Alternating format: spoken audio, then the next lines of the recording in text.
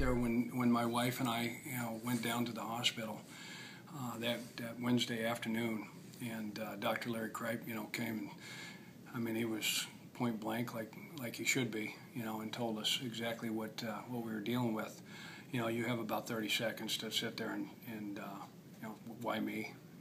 Why is this happening? Why do I end up in Indy, and then all of a sudden I end up in Simon Camp? So you got about 30 seconds, and I remember what Robert Mathis said after the Jacksonville game, my last game, where we lost a heartbreaker on a 80-yard post pattern. At the end of the game, a game we thought we had. He basically broke the team down and said, there are no pity parties, in football.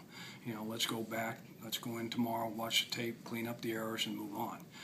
So I was like sitting there, okay, I got the diagnosis, I got APL. He told me exactly, what was going to happen. So you got about 30 seconds, and I thought about what Robert said, and I said, you know what, this ain't no time for any pity parties. Give me the game plan, tell me exactly what I have to do, and let's go. You always, you think you're invincible, number one.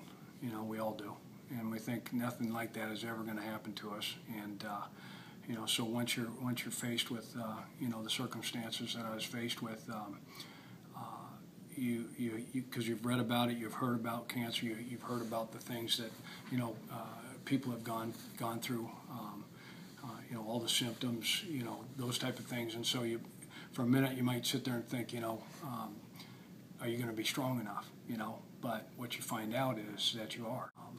They were unbelievable, and you see, it's like anything. Anytime you're faced, as you're faced with adversity, it tends to galvanize. Yeah. It galvanized, this team.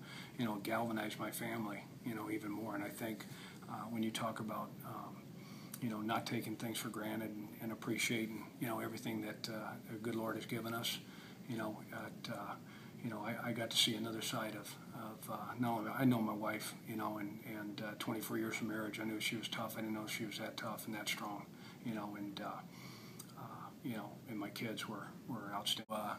Once that chemo starts to kick in, when you're in the hospital, I had 25 days in there, and about halfway in,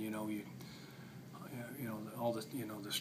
You losing your hair, that's like nothing. When they say you're going to lose your hair, it's all the other stuff. And I was fortunate because, I think people were dealing with, whether it was 2 doors down from me or across the hall, much worse things than I was dealing with. But, the fatigue, the weight loss, the loss of appetite. There was days there where, when you're halfway to 3/4 the way through your treatment, where